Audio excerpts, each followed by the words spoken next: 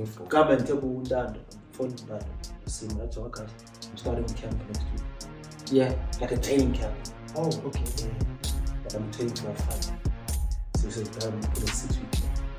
I'm gonna go on a diet. So I don't do diets. I just eat clean. Yeah. But I'm gonna go on a diet. You understand? I'm gonna buy a sauna suit. Yeah. So by Monday, I'm gonna start camp. That's good. Like a fight camp. Yeah, what? As if I'm fighting in 6 weeks time. Just get on that dog. It's about leveling up. I'm on that mindset. I want to just be clean, and I'm not gonna be. Well, most of this year I spent into Polina. This now go out, engage. It's gonna help for the business. I mean, imagine if I got four prospects that I got today. That's the daily spend. Imagine now if we were at a cocktail bar, if we were at a restaurant somewhere. Meet where people are. You buying your phone. Hey, it's coming soon, my brother. We have to push. But let's go. Push. Are you ready to go? All right, guys. For those who do not know, what's up? You made it to the. Is it the third episode of The Warriors Den, brother? Yeah, I think it's the third episode of The Warriors Den. The third episode? Jeez, it's the third episode, eh? Really? Come on. Confirm. Fact checker? Yeah, I think it's the third episode. Okay. We've got 2 episodes now. We're going on to the third. What are we actually going to do for our 10th episode? Is there a celebration we have in mind? Yeah. How did you do something? Yeah, you the exciting one. We could watch it. It's the 4th episode. Oh, okay. What are we doing for the 10th one? Fact checker? Let's have a 10th episode, right? Let's have a 10th episode, right? We'll record it. You guys will see it on the YouTube shorts. Yeah. That we were celebrating. We had a good time. Because I think it's important to celebrate as well. 100%. And also, shout out to a lot of. We've been getting a lot of people reaching out and saying, "Hey, we've been enjoying our content." Yes. We met guys yesterday, last night. Known well. Shout out, brothers. My brother as well. If you called me 2 weeks ago and like, "Well, I like what you guys are doing. This thing is gonna take off." And the beautiful thing about us is we're doing something like we're not. Yeah. Like to be honest, we didn't even script anything for this show. Like, okay, cool. That's what we're gonna talk about. But because it comes naturally to us, you know what I mean. And I was talking to him about it, and he said I must also mention that I was a South African champion in. Yes, you must mention your strength, my brother. I said, yes. So that people must know when you speak from a certain position. Yeah. I'm like, oh, okay. By the way, I did mention in our first episode that we did not publish. Yes. Yes. Yeah, because the one no shedding. Yeah. You know. Yeah. And man, he said. So I just thought today I'm gonna start off by honoring those people, and also my brother, viewer, VG. Yeah, brother, shout out to you. You cannot have done. Give us a proper like insight of what you've done, bro.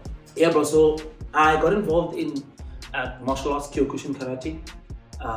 This was basically the same year my father passed away, 2002, 2003, and got involved in Kyokushin karate. I needed an outlet. I was angry, and I was actually very good at it. Very, very good at it. My first tournament I came third. It's a local regional tournament. Then came first the following one, and then fought.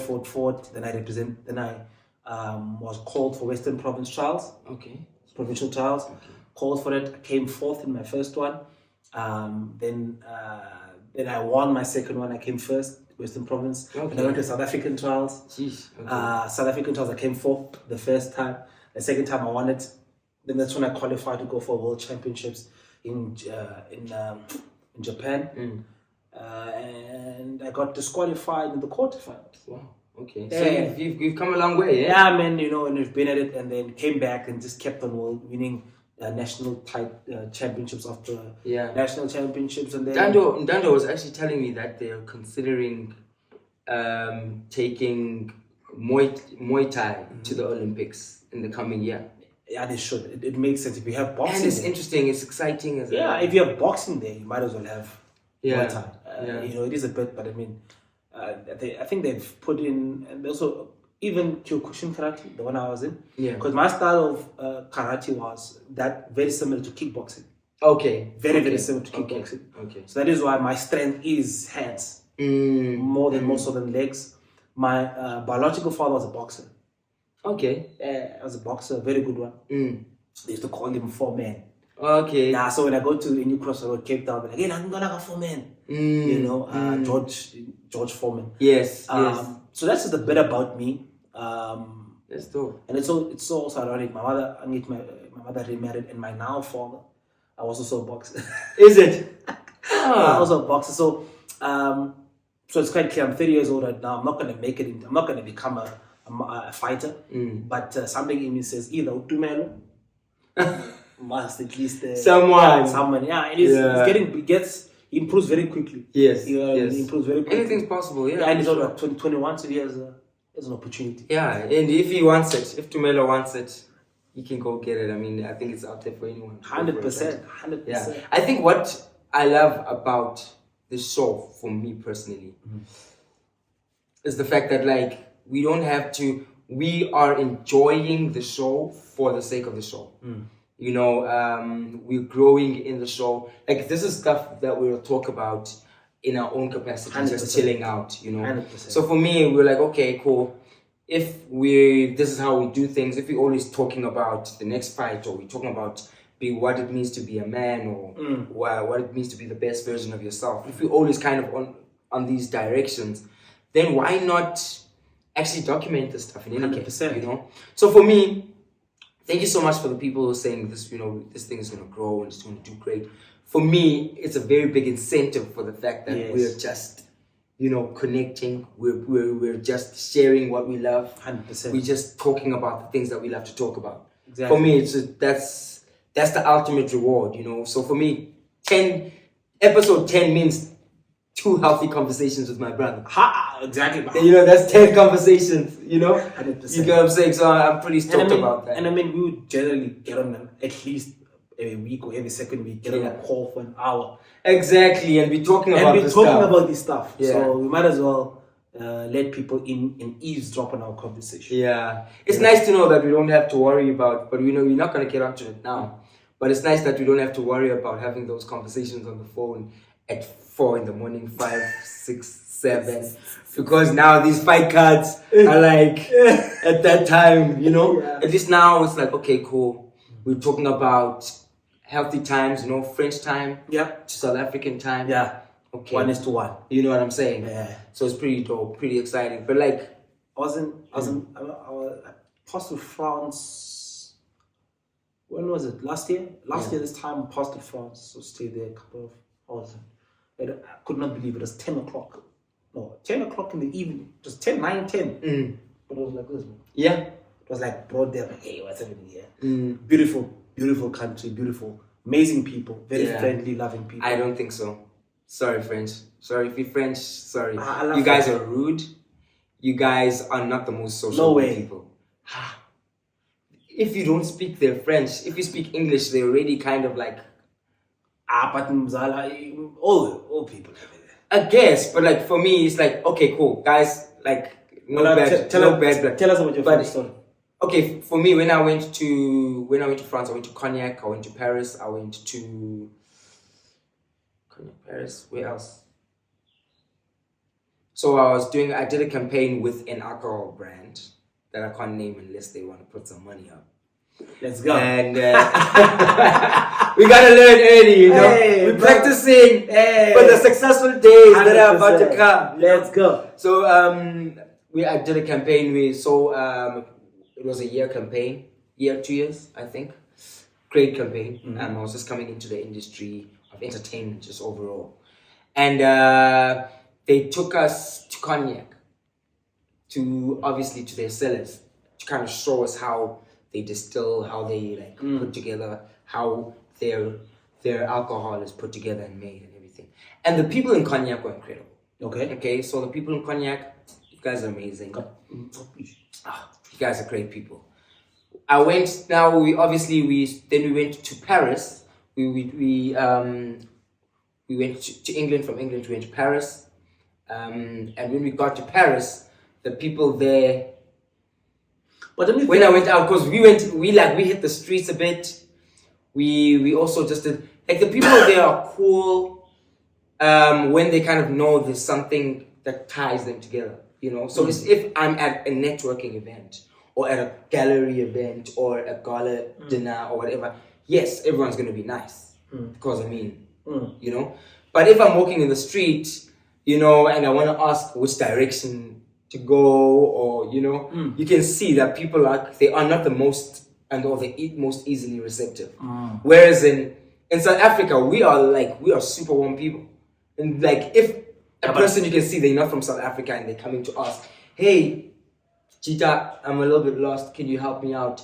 We'll be like, okay, cool. Actually, you know, we get out of our own way. 100%. I think also it has to do with a lot of cities, you know, like premium cities like Paris. There is that facade that almost engulfs the people when they enter the city. I believe so. And I think that is why in less sort of premium cities, the people there are more open. They're more open. There's less of a facade. I think if you go to Cape Town, they are not as warm as we would like them to believe that they are. 100%. Cape Town, even people looking like me and you. We understand that they're not as warm. They're not open. They're not. Like I came to Joburg. Like if you look at Joburg people versus Cape Town people. Sawubona. Awesome. There's Auntie just saying hi. He's saying hi. So, in my mind, if you look at, again, Cape Town versus Joburg, people, completely different setting. Ekapa, everybody is I think what Auntie just did is a perfect example of how exactly. You know, she can't not greet 100%, and that's just the African way. That's just the, you know what I'm saying? And I guess that's what you kind of have to appreciate about, for me, that's what you have to appreciate about you people. Like the original raw, organic African is the most connected person to themselves, is the most sociable, is the most respectable. Yeah. You know, all these fundamentals that we kind of go as far as to reading books to understand are there as fundamentals. Yes. You know, and we see them, you know, in our parents, in our or aunt parents, you know. Yes. And I think it's really it goes back to the objective of when you want to seek your greatness, I think a big part of it becomes about looking within. 100%. I totally agree with you, brother. I think first of all, as a society, there are social fabrics that keep us together, that makes us, I mean, this is why a lot of people leave the country in sort of them being angry at how the country is being run. We had a long debate. I can remember a long debate, Sunday. We were talking about, you know, like, let me be honest with you, I've never voted in my life. Okay. Never voted in my life. But I said, this time I want to vote. Because I'm sick and tired. And there's this sick and tiredness that people have felt. In fact, we must register. Please. When are you registering? When are we registering, guys? When are you registering? Please, yes. How do you really... But and we should actually set up as guys and just go. We just need to get this thing done. But I'm like, so people left the country, but now they want to come back because the warmth is not.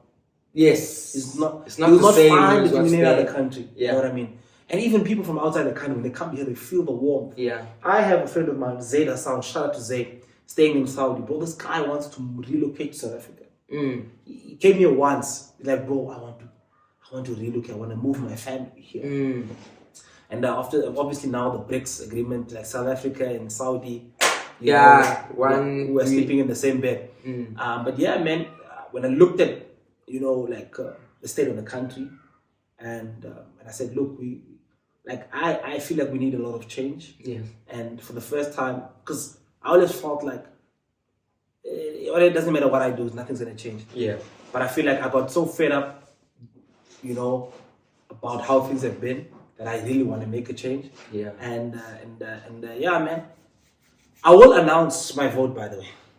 I don't Don't announce it here. You don't want to be kicking out other people and bringing other people in. If you say so, Chief. You know, let's keep this one. You're the PR guy. Yeah. You Let's keep this channel outside of the politics. You know, I think otherwise it's But you know what Dana says? What? Dana says he also doesn't try. He tries not to involve himself too much in politics. Yeah. He doesn't care. Yeah. He says, I just do not care. Like these. Well, he has the privilege to not care. He says, I'm gonna get into two people are gonna get into the cage and fight each other. Yeah. We should care less about what their religious stance are and what their political stances are. But yeah, man, this week, exciting week for MMA fighters. The MMA. This is going to be an amazing card this weekend. The past one we had Max Holloway versus the Korean Zondi. Yes. Oh my gosh, this was crazy. Oh my man. It was actually quite. I was actually talking to Ntando Zondi, the versus champion, that kicked ass in his last fight. Just disclaimer. Actually, no, didn't kick ass. He kicked head. You didn't cover that one. Did we cover it? Oh, we spoke about it like mildly. But the headshot. But Ntando showed me that head kick and how he sized him up. And as you went like this, the guy dropped and he got head kick, bam. What does Leon Edwards say? Headshot, dead, bang, headshot, dead. Whatever. Dead. Yeah. There we go. Okay. Yes, we So I think it was pretty dope that he killed. So I was talking to Ntando and he was talking about how in the fight, there was a point where he got so emotional when he was watching the fight between Max and the Korean Zombie, because on one end, Max Holloway is this guy who's kind of just like, he's fighting obviously giving everything he's got, but he knows that when this guy goes down, I don't have to do the follow-up, out of respect to a legend, out of honoring, And that was kind of beautiful to see how he kind of opted to make that choice, as much as it could have been compromising for him. Because, if he lost, that would have sucked knowing that I could have won if I just followed through, So for me, it was a big risk, but it's something that he chose to do out of respect and adoration for the Korean Zombie. And then even above and beyond that, when the Korean Zombie came in on the second round, and I'm sure it was one of those moments where he came and obviously they put water on him, ice. He looks up and he sees himself drop, and then he realizes that they didn't do a follow through that they should have done, and he's like, no, I cannot look like this. Let me actually just go out as the Korean Zombie that I've always been known for. The guy who walks forward. The guy who... Because he's retiring in any regard. So in his mind, he's just like, you know what? Let me at least leave with the impression of whom I am. Of who I am and who I've always been known. The legacy that I left. I can't be the guy that they had pity on. Let me be the guy who's fearless. And it's just whoever did the production design... The production for that card, because the moment he put his gloves there and he went down, then they played this song. Oh man, damn, that was really emotional, man. Yeah, I don't know. Big up, shout outs to the Korean Zombie, a real legend in his own right. Max Holloway, I feel sorry for the guy. Yeah, because where does he go from here? Who does he fight? That's the thing, and he's young. He's not old. He's 32. 32. He beats everybody except Volkanovski. I would say because of his height that he could go up a weight division, and he's a tough guy. He's he knocks them down. But who does he? Does he beat Islam, bro? Does he beat Charles Oliveira? Does he beat Charles Oliveira? Does he beat Gaethje, bro? He lost against DP. Has he never competed against Justin Gaethje? No, against Dustin Poirier. Oh, he fought against Dustin Poirier and he beat Poirier. No, he lost. He lost, but it was a good fight. Good fight, very close fight. It was for the interim champion, interim lightweight champion. Oh yeah, yes. Yeah. Okay. But I think for me, when it comes to people like Max Holloway, because the fourth fight against Alex is not. Yeah. I think what he could do is sit out, just let things be. Maybe for a year. I mean, he has good back, a good body of work. Yeah. Just sit out, let the division play itself, come back, and then manipulate from and that. then manipulate from there. Otherwise, he's not gonna. And even if he does fight Alex, it's just gonna get worse. Yeah. Because Alex just keeps on. Right now he's at a moment. He's at a momentum where he's growing. 100%. Who the hell? So it's quite. Yeah, but the thing is that it totally feels like Alex Volkanovski is still gonna dominate that. The way he's dominating right now, because there's no close fight with that guy. There isn't. The way he separates himself from the division, it's similar to what Kamaru Usman was doing. Yeah. Similar to what Kamaru was doing. It was just separate. Just it makes betting very easy. 100%. And so if you look at him, by what you said about the guy, Max Holloway, when you mentioned the fact that he wanted to pay respect without follow through. I'm scared for those Namajunas, and we'll talk about that. Okay. The upcoming fight. Let's get on to the card. Let's start with the prelims and see if there's anything that we know, and then we'll go to the main card. Prelims? Okay, let's go to the main card. I don't know anyone in the prelims, though. I do not know anyone. I don't know anyone in the prelims. I don't want to lie. I don't want to. We're not that in depth. You don't know who the upcoming guys are. Who cares? Yeah. So the thing is that there's always new people coming in, every single junction. Every single day, bro. By the way, shout out to they call him the Zulu Warrior as well. Who got the series. Yeah. He won the Dana White.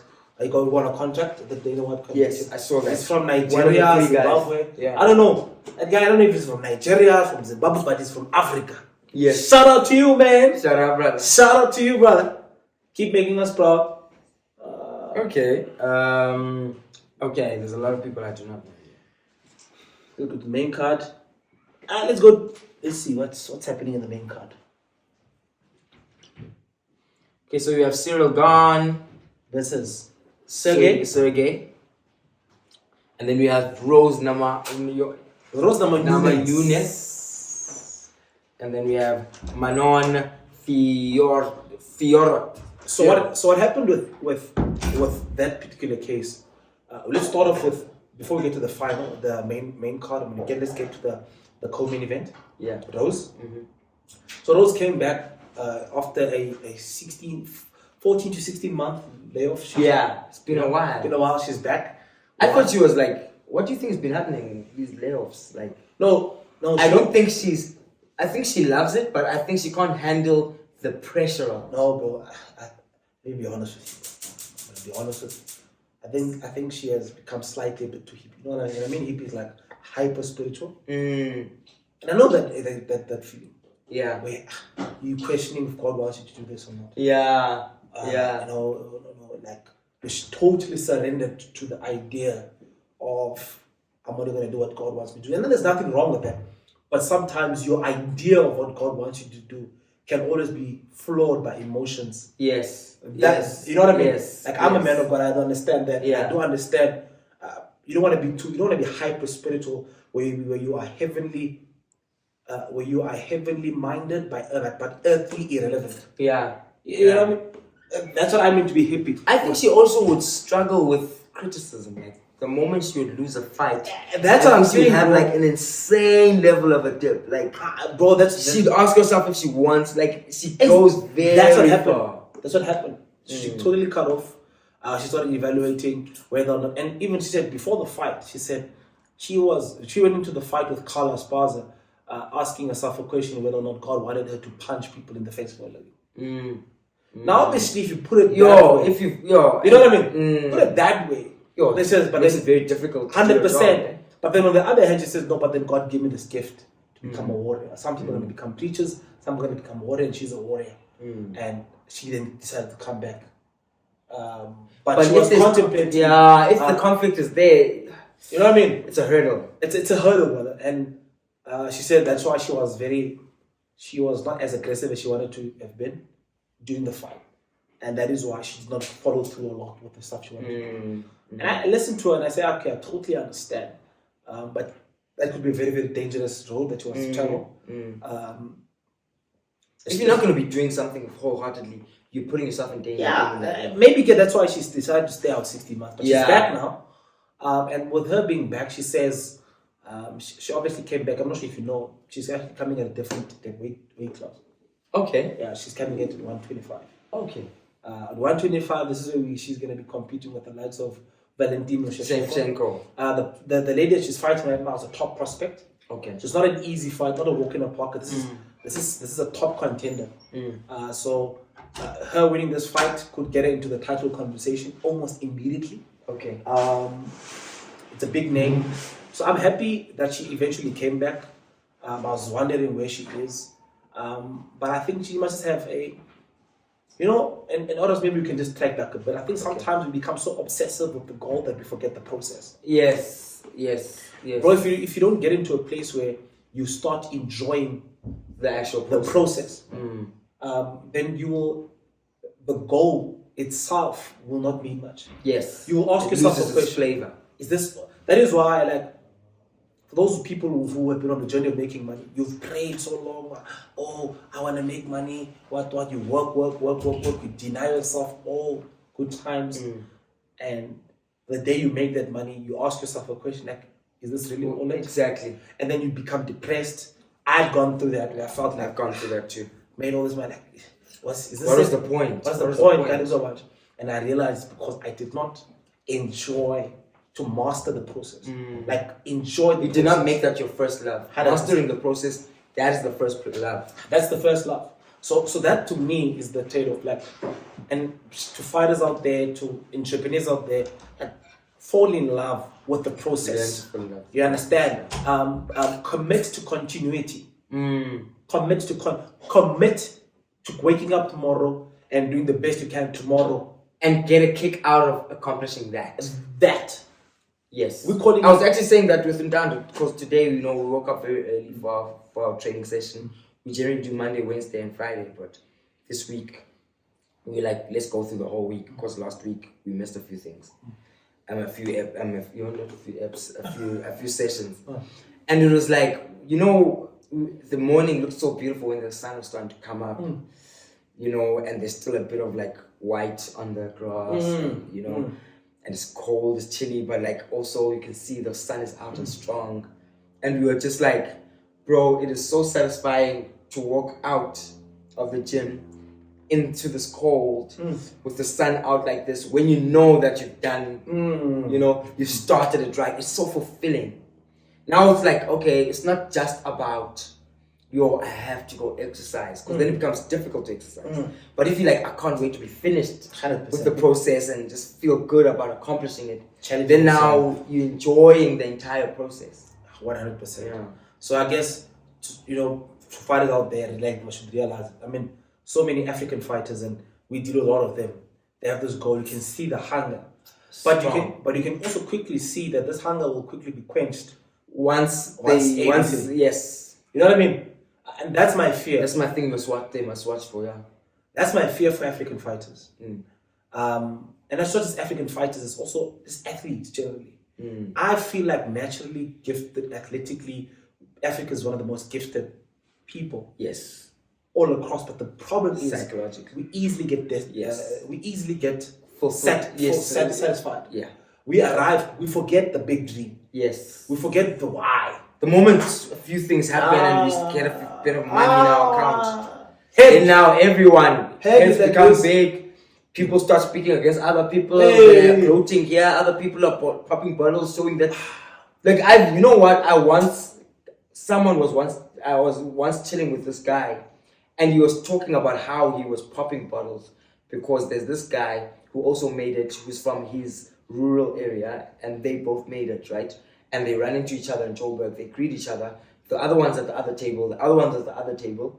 And he sees the other one, he pops a verb, and he's like, verb, verb, verb. And then the other one pops another verb, and he's like, verb, verb.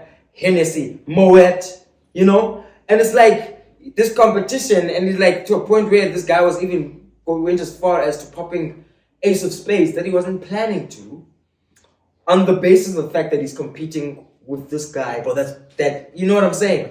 That's our problem. That's exactly, and that's what I see with African fighters, African athletes. That issue, and it's sad. And I wish I could fall in love with the process. Yes, you start off because you are hungry, but what's going to make you great is not you getting the money. What's going to make you great is you becoming a master of the process. And it's not about being great if you're not that obsessed with that. What's going to help you keep the money? What you have. Exactly. You know, what's going to help you keep because now what you have. A person gets a platform, they are good, they are known, they are here, Baba. Yo, talking down other people. Yo, dog. Your head is and big. It's not even like, come on, bro, I had a case, bro. I had a case with this young man. Loved him, you know.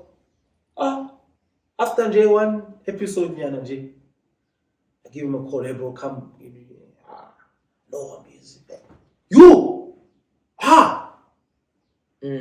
It's still aid. You're like, bro, but okay, we live and we learn. Life is. So I think people, there is a sense of perspective that becomes lost when. Of course, brother. When incentive comes in. And I think it makes sense because incentive is not something maybe people have been accustomed to. You know, whereas in some people, some communities, some societies, some cultures, incentive is part and parcel of who they are. 100%. It's like, no, if you do this, my son, you will get this. If you do this, you will get this. Yeah. So, as Africans, in many cases, we pray, we hope, we pray. Waiting for that one moment. When waiting for that one moment. So by the time you get to that one moment, you've almost kind of been clawing for it for so long. Yeah. That when it happens, you like, there's so much that you held in throughout the process. So finally, it's like it's a burst out. Hey, bro, and I really we could really look at these. I mean, as I said, like you and I, we know a lot of these athletes. I just wish athletes, businessmen, all of it. 100% athletes, businessmen, and I think the one thing that people could do, they say the best CEOs in the planet build their business like athletes. Yes. The best athletes need to think like business people. Yes. You know what I mean? Yes. And that's what means valuing the next person. Yes. In business, you learn to value the process. Yes. Because let me tell you this, you're gonna knock on 10 doors and you need to enjoy knocking on the door. Because you will have more door knocking episodes than people actually buying your product and your service. And so if you're only excited about the deal that's gonna be closed, you're not gonna get to a place where you're closing the deal. Why? Because after the 2-3 rejections, you fell away. But if you love the process, the journey of finding a customer, if you enjoy that, finding a customer is a byproduct of the something that you really enjoy. So you need to learn to love the things you normally hate. Learn to enjoy the pain. Get addicted to getting better. Yes. Be better at the process. Self-mastery must be the real objective. 100%, brother. And I think for me, as you go forward, I think it's about that. Just show me what you have put in. I don't care about what you have done. I don't care whether they're driving a Lamborghini or it doesn't matter. It doesn't matter what Toyota. The real G's, they can drive their they can walk. Kia. Yeah, or Uber around. Yeah. I have a Kia, but that guy has a farm that you drive for 15 minutes on the freeway, on the N1. 15 minutes. You're just passing trees, you're passing water.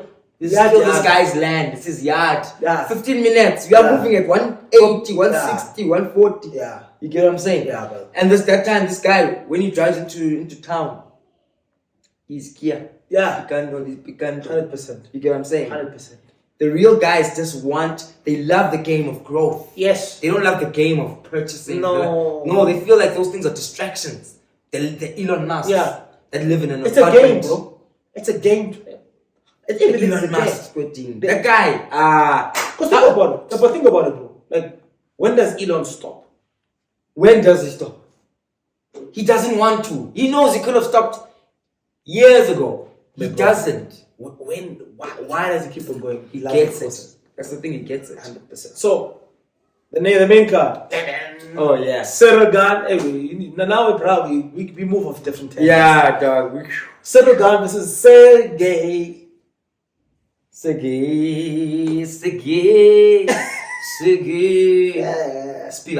Spivac. Sergey Spivac. Pretty aggressive. Very good. Mm-hmm. I'll start off with Sergey. He won his last fight, knockout against Derek Lewis. Yes. Made quick work of him. Very good.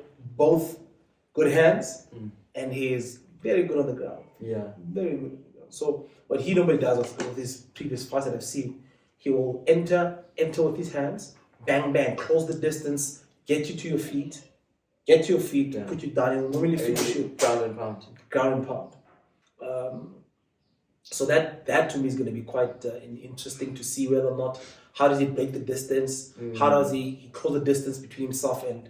Because I feel like the key for him winning is if he could close the distance. And get him to the ground. Right. So set up your takedowns with some hands. Yeah. And then that's the way. But you need to break because they're fighting in Paris. The ring is slightly bigger there. Yeah. But yeah. For me, Cyril Gane, the one thing that we've noticed about him, and this is why I'm going to go to my prediction, not just now, but soon. But one thing I've noticed about Cyril Gane is the fact that, especially after the John Jones fight, what I'm sure of is that he's very anxious around anything that has to do with the ground. Because Francis Ngannou changed the game on him, and it became a situation where he couldn't manage being on the ground. He just couldn't manage it. He couldn't deal with it. And the same thing happened with John Jones the moment he touched the mat. So, knowing that Spivac has that arsenal, in his tools, is a concern for me because I know that this guy, he's lost 2 losses in a winning streak that has been incredible. Is as a result of that. So, but I mean, the funny thing about Cyril Gane is that he has good. This guy has submitted people, and I think maybe there should have been some work done with regards to his ground game. Cyril with John Jones, after John Jones, I'm sure there was work done. I'm sure there was. I don't know if we can cross-pollinate the John Jones fight and compare it to any other fight that Cyril Gane will ever have. Tell you what. Yeah, makes sense. John Jones is on a different level. 1. Number 2, the energy he brings is paralyzing. So, because I think it's like one of those Conor McGregor fights. Super fights, are just like exactly. I saw how Cyril Gane reacted. Just his basic reactions. I don't like it. There's one way he both him and John Jones though, but it's just that John Jones. Yeah, but John Jones pressure better. John Jones because even the way on the ground Jones was very sloppy. It's fine. On his feet. He looked weird. On his feet, he looked weird. He looked weird. He was not comfortable. Yeah. This guy, Cyril, he was shocked. There was one way he faked the jab, and when he faked the jab, John Jones came in. Yeah. With the jab. Yeah. But when he came in with the jab, the way he reacted was like, yeah. Why is this guy reacting this way? And this is so not like Cyril Gane. He's very composed. Calm, very composed. Yeah, keep you there, just touch you bang. He's very chill. And he throws from a distance. But he was I think he was just frightened, he was scared by the moment, and that is why I got finished that easily. I do not see the same thing happening against him. I see him also having gone through a big fight like that, unless it was like a super traumatizing experience. But that's as high as it gets in terms of super fights. Yes. It's as scary as it gets. So everything else, now he's in his hometown, now he's amongst, the nerves will never be anywhere near what he experienced with John. 100%. And I do see him winning. I do see him getting a decision or a knockout. Because it's not a knockout. He breaks you down. Yeah. He's cerebral. Yeah. Spivac is gonna lose against Cyril Gane. Yeah, he will lose. I'd like to put my money up on Spivac. I love Cyril Gane. I'm more of a fan of Cyril Gane, especially just the way he fights is something that I really enjoy. But when I look at these tools, I'm not a guy. I think I would be optimistic to say it would be Cyril Gane, but I'll be realistic to say it would be Spivac. No, Cyril Gane wins this one. Cyril Gane stuffs 2 of his takedowns in the first round. Shows him a knee, shows him an uppercut. Okay. And even his uppercuts are from a distance. No. I remember the guy's So great footwork. Yeah. Like that's what I'm saying. I think he was shocked by Cyril. by this guy. By John Jones. Okay. Like I think he was shocked, bro. Like I mean, for him not to be able to move, because all he just needed to do was jab, tip kick, jab, tip kick, just move, move, just jab, tip kick. When he comes in, just move, lateral movements. And in many cases, like a super fight like that, you just need like a round, just like a single round. Like the biggest mistake Sean O'Malley, Aljamain Sterling did in the Sean O'Malley fight was not go straight to the ground. Don't give this guy a chance to relax, to get accustomed and move away from the anxiety he's dealing with. Because Sean O'Malley said he was anxious. And it's the same thing with this fight. Give him a chance. If he gets a chance to relax, if he had gotten a chance even with John Jones, to relax. John Jones didn't give him a chance. Yes. He was like, I can see you dealing. Yes, exactly. You're having a tough time. Exactly. Straight to the ground.